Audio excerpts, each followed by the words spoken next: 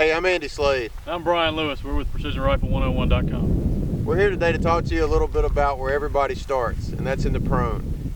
It's probably one of the most important things that you can learn, because you're going to have to know how to shoot prone in order to know that your rifle is doing what it's supposed to be doing as far as shooting group sizes, getting your dope set up for different yardages, and overall performance of your rifle throughout the life of each barrel. There's also multiple stages in PRS type competitions and any other long range competition that you will shoot prone, and by using these simple fundamentals, it's going to improve your game. So we're going to talk about first a little bit about the gear that you need and how it needs to be set up in order to shoot prone. As you can see, we've got a Harris bipod on the front. There's a few different styles of bipod, and I'm not really particular to one kind or the other, and maybe we can go into different bipods in another video, but the main thing is that you've got some type of front support, and most people in this game use a bipod. As you can see, we've got the legs, the spring goes forward and not backwards. I've seen several guys show up at matches where the bipod legs fold back under. The problem with that is if you have any forward pressure on the rifle, the legs are trying to fold under as you shoot. The other thing that you'll see is I've got rear support. The prone position is something that is much more stable than other positions because we have front support from the bipod and rear support from a bag. It doesn't really matter what type of bag you use, as long as you are not having to continually squeeze that bag and use a lot of muscle tension to keep the rear of the buttstock up.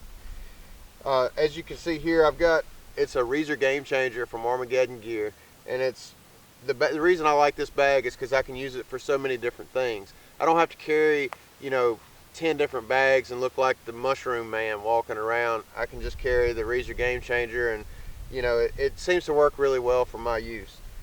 So other than that, the prone position, you don't need a mat. We've got a mat laid out here, but it's really more about getting stable with that front and that rear support, and then we're going to get into a few more things that are going to help you out. So I'm going to get behind the rifle, and Bryan's going to kind of talk through some things that are going to help you out in the fundamentals of marksmanship. So we're going to show some different positions that you see people using to get behind a rifle in the prone position. So right now you can see Andy's kind of canted off to the side. He's not really directly behind the rifle, but he's canted off to the side. We see a lot of people, especially people starting out, they'll start to shoot prone this way.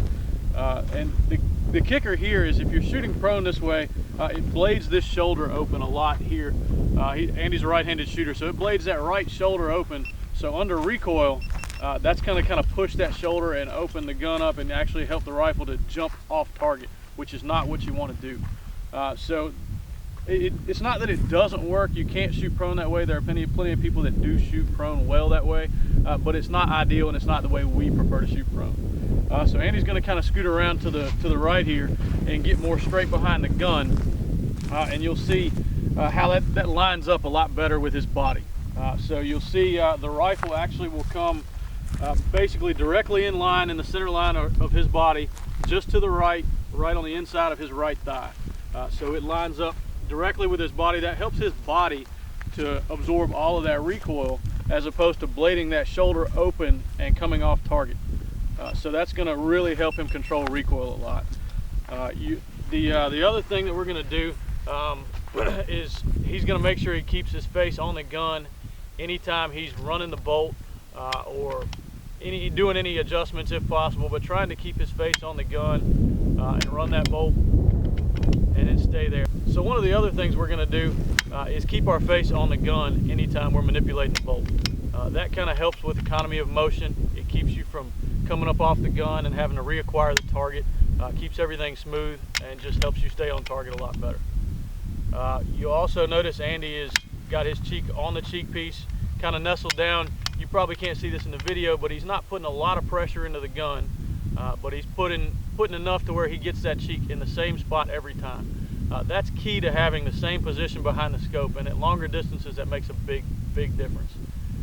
So you want that cheek piece high enough to where you're in the same spot, but you're not really pressing your cheek hard down into the gun, because you can actually induce a lot of movement into the back of the gun that you're not realizing you're inducing, and that can cause some problems. With cheek pieces, Andy's rifle obviously has an adjustable cheek piece. Your rifle may or may not. If it doesn't, there are stock pads or tactical pads that can go on the back. I've actually made my own before with some craft foam and some hockey tape. So it's not something that has to be anything really high speed or anything. You just need something to be able to get that cheek in the same spot every time. One other thing that you'll notice, a lot of the shooters that generally perform consistently well is they place the buttstock in their pocket of their shoulder the exact same every time. So when you place your hand on your shoulder, you'll feel your collarbone, and right there where your collarbone meets your shoulder muscle, there's a little pocket right there. And that's where you want to place the contact point of your buttstock, right there in your shoulder. So what you'll see me do a lot of times is I'll come into the gun and place that shoulder pocket into the buttstock, and then I look over top of the turret cap and I find my target. So I'm straight behind the rifle, straight in line with the target. I find my anchor point when I touch the buttstock with my chin, look over top of the turret cap, find the target, and then just relax down into the scope and the target will be right there. Like Brian was saying, that gives you that consistent cheek weld. It's repeatable every single time, and by placing that buttstock into the shoulder pocket, we don't get any sympathetic pectoral muscle movement on the rifle. So it's just something that'll help you out there too. So Brian, what do you say we send a couple and see what happens here? Let's do it. What's the range down there? I think it's what, 423? Yeah, I was just shy of 430. So we've got a target downrange, like you said, 423, 425, somewhere in there. We're gonna go ahead and send a couple rounds at it and see what happens. You'll notice as Andy shoots, you should be able to see the recoil of that rifle come straight back into his body. The rifle's not jumping to one side or the other, and he's able to absorb that recoil and stay on target through the whole shot.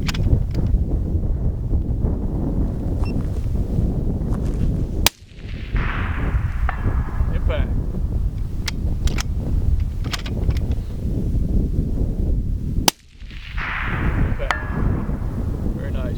So notice again, we talked about earlier, his cheek is staying on the gun as he ran the bolt, and that, like I said, that recoil just came straight back into his body. He didn't move, his shoulder didn't move, the rifle didn't move. He stayed on target through the entire shot process. All right, so we've got another target out there. It's at 945 yards. We're gonna go ahead and send a round at that and see what we get. Brian can kind of talk about, as I'm getting my dope dialed, how I'm going to have to transition my natural point of aim over to that target. So this target that we just finished shooting is kind of off to the right side of the range. You don't necessarily have that in your field of view, obviously, but he's going to have to move quite a bit left in order to find this next target. And instead of just basically moving the gun or just shifting his shoulder over, he actually shifts the whole gun and shifts his hips to the right just a little bit. And that keeps his natural point of aim on target. If you don't pay attention to that natural point of aim, again, you can do the same thing as we talked about. You'll end up kind of canted off to the side, and that'll blade that shoulder open and allow the rifle to come off target more. So keeping your natural point of aim in line is key to really absorbing that recoil and making good shots. Go ahead. All right, Brian, you on it? Yes, sir. Send it when you're ready. Impact. Nice shot, bud. Let's give her one more here. Send one more.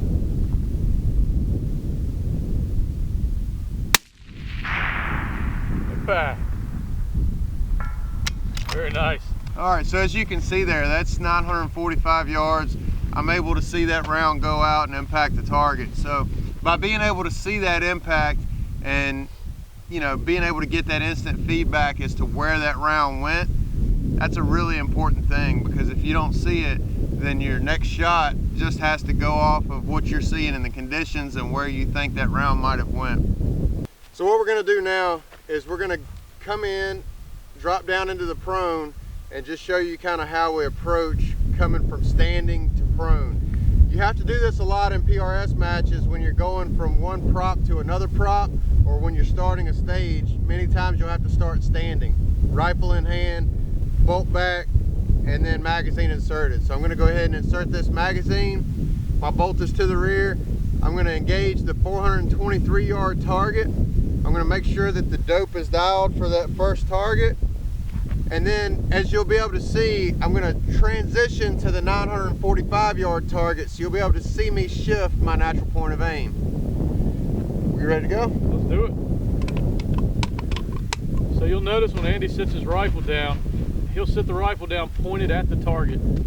Eyes muzzle target, kind of already pointed the direction he needs to point it. He dropped down on his knees and then went straight in behind the gun. Again, that keeps that rifle right inside that right thigh and in line with the center of his body. So he's on target, ready to go, impact at 423, and now you'll watch him shift that natural point of aim to that 945 yard target. Spotter is up whenever you're ready, sir.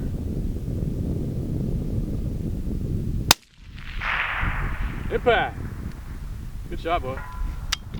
Thank So you. you see that natural point of aim shift. You see how, like you said, we kind of try to approach that prone position, pointing the rifle in the direction that it needs to be, straight out the gate. That way you're not hunting all over the hillside trying to find that target. Pointing the muzzle towards the target, that eyes muzzle target is key to being able to find that target quickly and on the clock. One other thing that people ask a lot when we're training is how much pressure do we put forward on the bipod when we're shooting? So the question is, do I load the bipod with my shoulder? Do I shoot with no pressure on the bipod? You know, how much pressure, if any? What I'm going to tell you to do is do what you can do consistently well. And if you can consistently put a little bit of pressure, or whatever's the most repeatable for you. For me, and I'm not sure about you, but most of the time what I do is I'll just place the buttstock in my shoulder pocket and then relax down, and that little bit of pressure just from relaxing down, it's enough to take the slack out of any moving parts in the bipod. But other than that, I really don't try to push hard into the gun, because it can affect how everything's working and recoil impulse comes into the gun. So that's a good point. Another thing too, if you try to push too hard into that bipod, we shoot on a lot of different surfaces. So we're shooting in dirt right now. We may be shooting on a concrete pad. You may be shooting off of a picnic table or what have you, a barrel top. And every different surface is going to give you a different friction level. So if you're really pushing into the bipod on something that's like this, where the bipod can sink down into the dirt, you might get that good pressure there. But if you're doing the same thing on a slick plastic barrel, you're not going to get that same amount of pressure. So it's not as repeatable doing it that way. Right on. So again, just to recap a few things, natural point of aim is key in any shooting position, and we'll go over that more in a fundamental video, so keep an eye out for that. We have front and rear support. What do you say we show what it looks like to shoot off of, say we didn't have our bipod attached and Sure. we wanted to shoot off of something like this? Let's do a pack. So we can shoot off of a pack. We do that occasionally. Some matches, some stages will require certain gear or have certain gear restrictions. We've shot off of lots of different stuff over the years, including each other actually. At ASC last year, I shot off Andy, he shot off of me. So there's lots of different scenarios there for not being able to use a bipod or not having a bipod. And if that's the case, then if you've got a pack that you can use, that's a huge benefit. So that's another reason we carry packs at matches, not only just to carry gear, carry ammo around, but to have something to shoot off of in an improvised shooting position. So you'll see Andy here's got his bipod flipped up, gun resting on the pack, still same basic point of the rifle. That bipod is up, but it's kind of what's sitting on the pack there. He needed a little more height in the rear, so he flipped that bag up to get that extra height, and now he's got both points of contact, super stable, and if I'm not mistaken, already on target, ready to go. Yeah. Send it when you're ready, brother.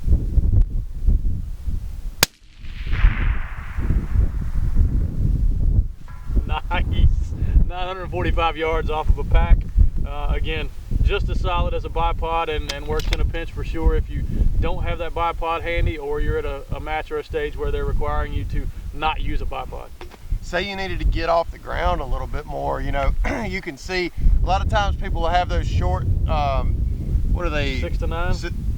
Yeah, 6 to 9 inch bipod. Yep. I normally use a 9 to 13. That's completely personal preference. But what I will say is there's no position lower than prone. Frank Galley on Sniper's Hide mentioned that one time, and I completely agree with it. I don't think you need to worry about being as low as possible to the ground. As long as you have front and rear support and you can be stable and you've got the rifle in your, the buttstock of the rifle in your shoulder pocket and you're stable, you're gonna be good. It's not like you have to be super low. So let's say like out here where we're at, we're not on a pristine range. We're not on a F-class range or a Marine Corps rifle range.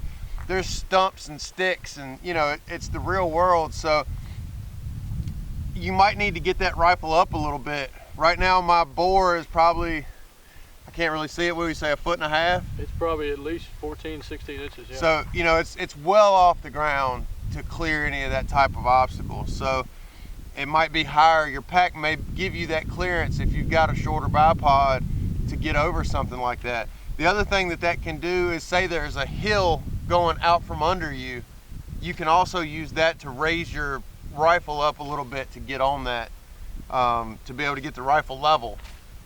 So yeah, for sure. You also notice Andy said he runs a 9-13. The legs on his bipod are also extended just a little bit. Again, he's talked about natural terrain and stuff. You can see in the background all that broom straw back there. Probably we've got a lot of that in front of us as well, so we have to be able to see over that here. Again, like you said, it's not a clean green grass cut range. all right, so I think that's a pretty good start to the prone position. If you have any more questions, please feel free to put it in the comments or hit us at info@precisionrifle101.com. Again, I'm Andy Slade. I'm Bryan Lewis. And we're going to be back soon with more videos. Thanks, guys.